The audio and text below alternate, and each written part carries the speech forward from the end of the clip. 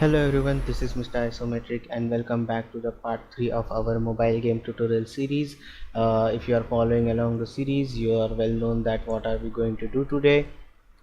And those of you who are new to this series, welcome. And today in this video we are going to make this road an endless runner by deleting it and respawning it. So let's get started. So to do that, we have to make some changes to this car and road prefab. We need to add two empties in the car. These two empties will be responsible for triggering this road trigger, which will be on the road. So let's start with first editing our car prefab. Click on this arrow over here, right click. By selecting on the car, right click, create an empty object and let's name it a respawner.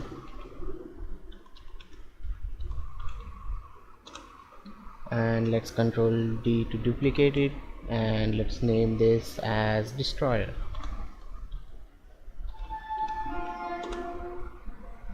Let's get out of our car prefab. Let's go into our road, click on that arrow, right click, create an empty, and we will call it as trigger. Okay, so this road is going to be our trigger. Let's head back.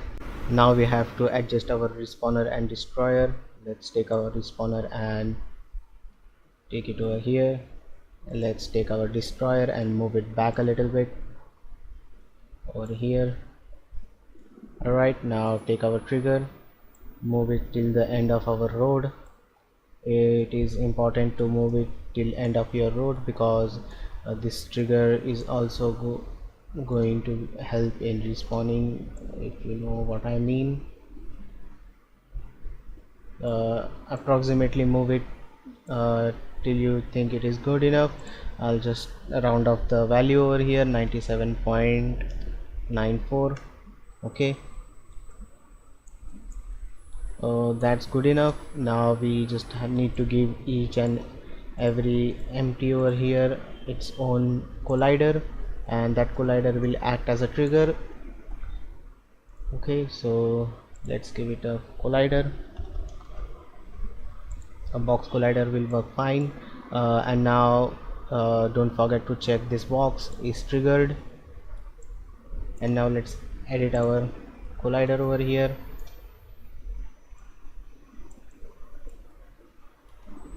It doesn't matter if it's colliding with our road over here. You don't need to be worried about that. Okay, just approximately increase its size. Let's increase it in the x-axis. Make sure that you cover all the road because our car is going to be moving on the left and right direction in the x-axis. Let's increase it from the top over here. Till there it's fine. Also let's increase it in the z direction. This much is okay. Yep, so we are done with our road trigger. Let's do the same to respawner and destroyer. Let's just take this trigger, or let's just make a new one and then we can copy it. Box collider, let's move it up a little bit above the ground, and let's edit our collider. Make sure that each trigger is selected. Make it a tall, and let's increase its z value a little bit. Okay, and also the x value.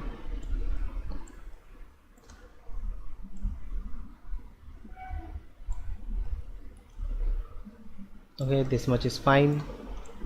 And as its trigger is selected, it won't collide with anything. It will just act as a trigger or an event, and that's all we need. So you can now click on these three buttons over here and copy component, go to destroyer, and can we write, okay, add a box collider and paste component values. And as you can see, we just added a destroyer component too. So now in general we have a destroyer, a respawner and a trigger. So whenever our respawner collider when collides with this trigger, then this trigger will upload a event in our graph, which we will use for respawning the road. Okay, so I think it is oh yeah, one more thing, and that is, if you check out my road, its pivot is over here, and it's important for this script to have a pivot on the back of the road. If not, you just have to add some offset of it, or you can just change the pivot inside the Unity. You can watch some other videos for that. Okay, so now let's start with the scripting. We will add a script on the trigger, and that's all we need it.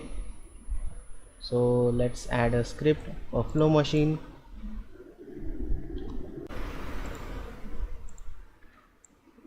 And I will create a new flow macro. I have created a separate macros folder here, and this will be our respawner and destroyer.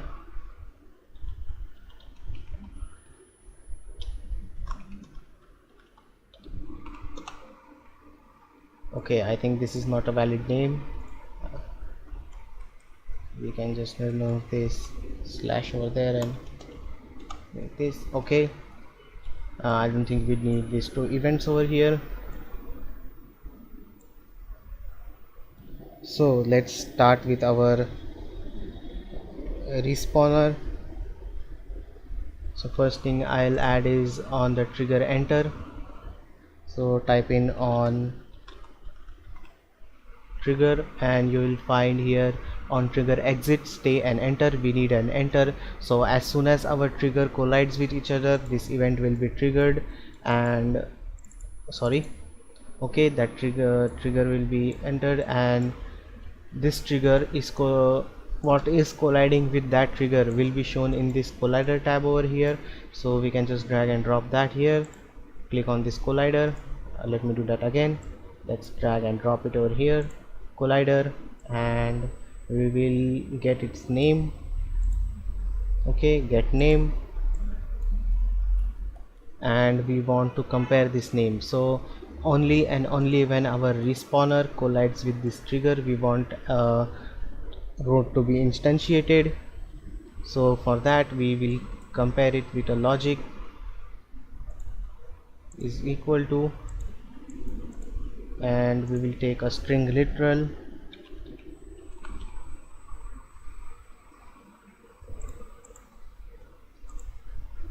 This is a string literal, and we need the game object, which is this respawner.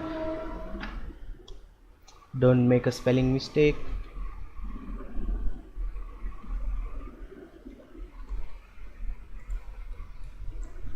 Okay, so as you can see, we just created a simple script in which we are comparing if the collided object is the respawner, and if it is, then we will use a branch.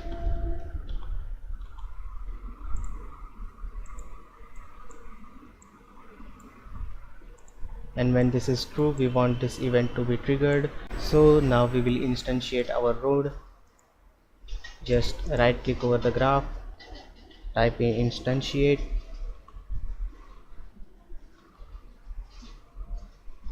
and we will be needing this game object instantiate, origin, position and rotation.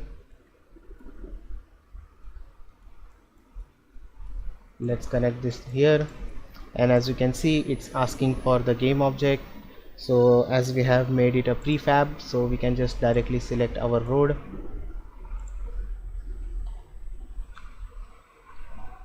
Okay, so here's our prefab of road, and now it's asking for the position. And now the thing is, we want our road to be always positioned where this the end of the road. And as you can see, we have placed our collider over here, this game object, empty game object trigger, and its value is 97.94.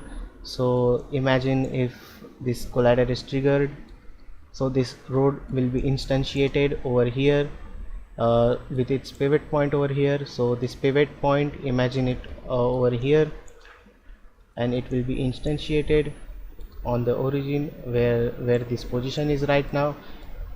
So what we have to do is we also have to calculate or think it like we have to store somehow the new value of this trigger over here. So we will do it by creating a variable. Let's create a scene variable and we will name it as respawn position.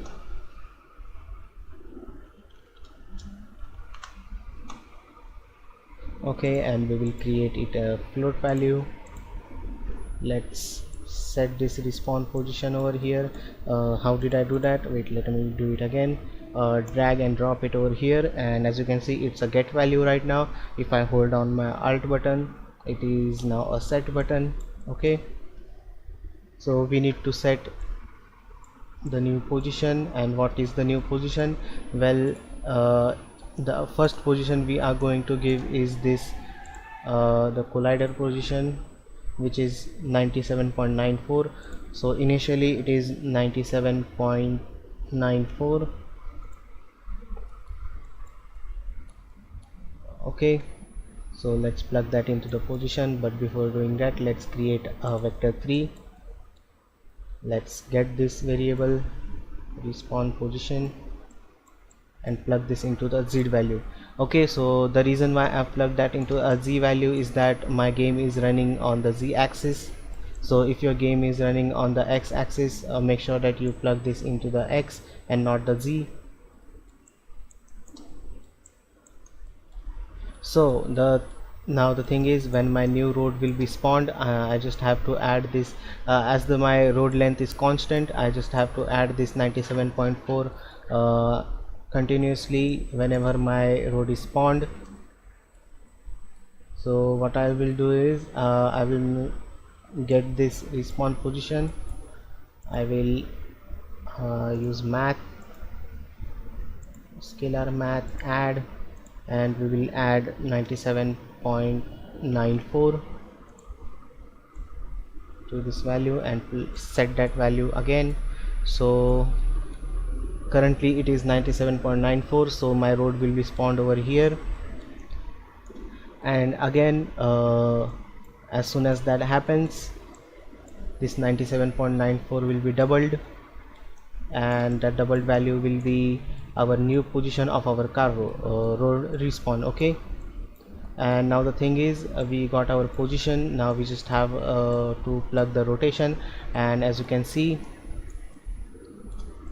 this road has a y-axis in the pivot, in the local coordinates. As you can see, the z-axis is pointing over that and x on the right and y on the up. So we need to take our this road axis and just plug directly that into there in the rotation socket. So for doing that, let's right click and find the game object. We will use find game object with the tag, and I have already given this road a road tag. If you don't know how to make a tag, just click here, add tag, and click on this plus button, name your tag anything and save it. So you'll have that tag over there, and now if you select your road, you can select the tag. As this road is going to be destroyed many times, using tag is a much safer option. So our tag is road.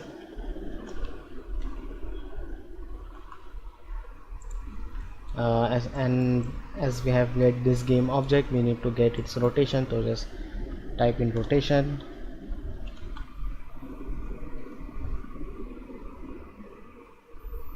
It's here, get rotation, and directly plug that rotation into there, and you are done with the respawning script.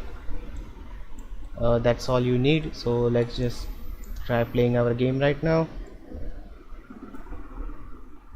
Let's hit play and check whether if it's working or not. Let's check in the scene view. Okay, it's working. Okay, it's not working that quite well. Okay, so I think I know what the thing is. As you can see, this colliders over here we added, and this flow machine we added over here are not the part of this prefab. Okay, so we need to add them in the prefab. That's why this error occurred. So let's take our car, right click, add component, apply to prefab. This was a very important step. Add component, apply to prefab, and in trigger we first need to add the variable of it, and then we need to add the flow machine, and now we will add a box collider. Okay, so we are done, and now let's play it again.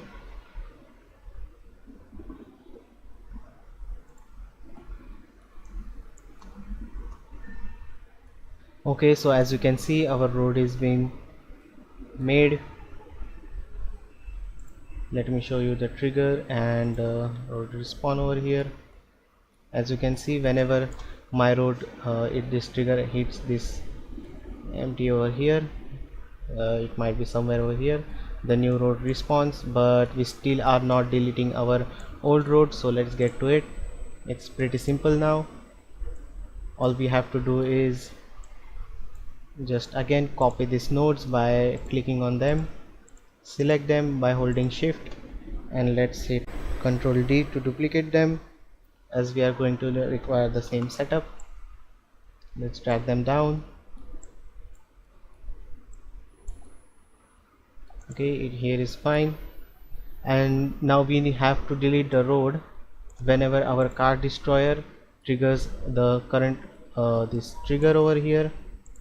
Okay, so what we will do is we will just change this to destroyer. Make sure that your spellings and uppercase letters are same. Okay, destroyer string is over here, which is equal to this.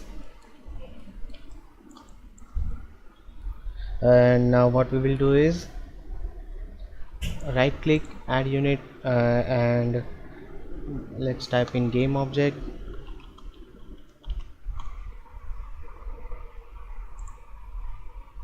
and we will search for the destroy object, and let's just plug that into here, and it's asking for which game object to be deleted. So we will select the, as you can see, this trigger is the child of this our road, so whoever is the parent of this object of this trigger, we want to delete that. So for that we will what we will do is right click, add unit, get parents, transform get parents, and now we will get game object.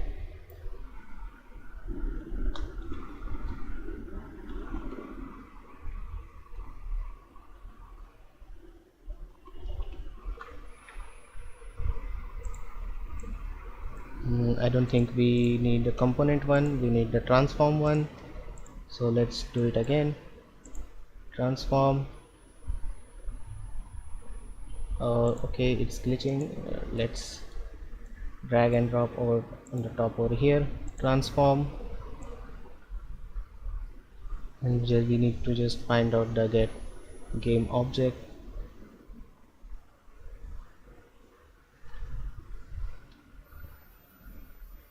Okay, here it is, get game object,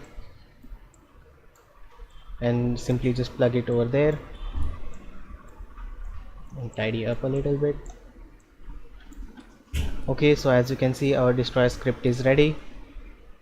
Let's test it out. I'll just dock my game view over there. Let's make this view a little bit smaller too. Okay, so now let's hit play.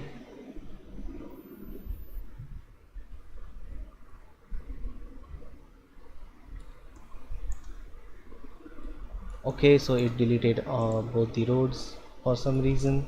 Hey everyone, sorry for the weird cut. So I finally found the solution what mistake I did, and I think this mistake It's good that this mistake happened, because it could happen with any one of us. So let's check what mistake was. So as you saw earlier, the roads spawned were twice at a time, and those got deleted twice at a time. So that happened because of this trigger. And what wrong with this trigger is that in the prefab, that trigger is still over here. So whenever a new road is spawned, the trigger is positioned over here. So basically what we have to do is just drag that trigger over here at the end of the road. Just make it to the value which is that this trigger is, which is 97.94. I'll just make it the same.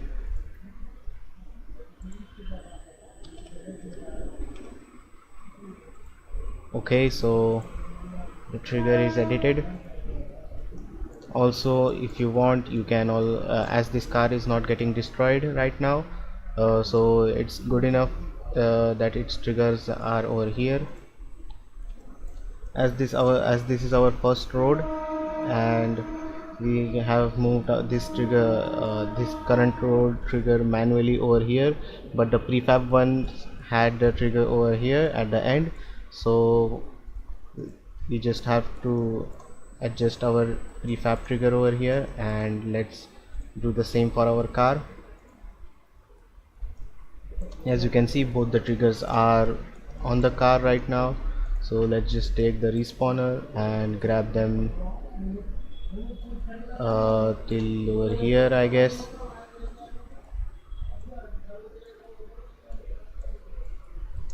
Also, let's move it up a little bit over here. Sounds good. And be sure that we are adjusting the prefab ones, so the current one will still have its collider where it is positioned. So let's make it minus 15 and make this respawner. Okay, it's good enough, that 93. Let's make it solid 93. Let's go out. Okay, so my respawner is not over here, so let's make this 93 ETH2, and this is 13. Let's make it minus 15, and I think we are good to go now. I'll just play the game once again. I'm glad that that mistake happened, so it won't happen. So anyone who's watching this video, do share if someone asks you what's happening with their triggers or something like that. Okay, so as you can see, the one road is spawned and other one is destroyed at the same time. And as you can see in the outline over here, it's spawned and it's getting deleted. You can also just increase this distance while the game is playing, so that the road spawns faster when your car speed is faster, and we are going to do that in a future video. As you can see, if I just take my car over here and increase its speed, say 50,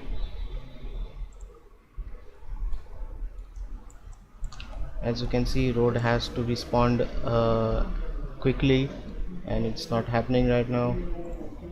Let's go to 100.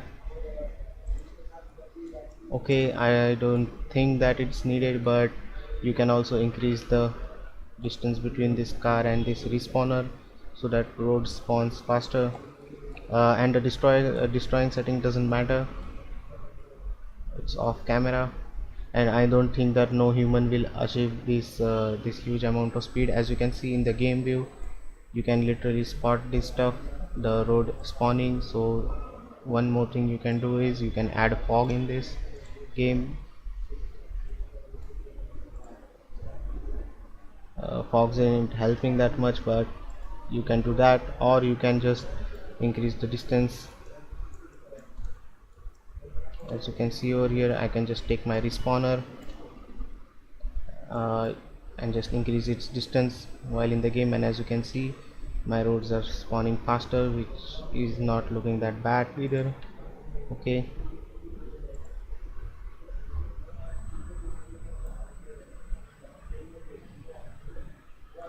Okay, so I hope that helped, and in the next video we are going to spawn our enemies, which are these trucks. Just hit that truck over here. Okay, so the idea is that these trucks are our enemies and we don't have to collide with them, so colliding with them will result in game over. So as you can see there are two lanes over here, which means that the two trucks with the opposite directions are going to be spawned.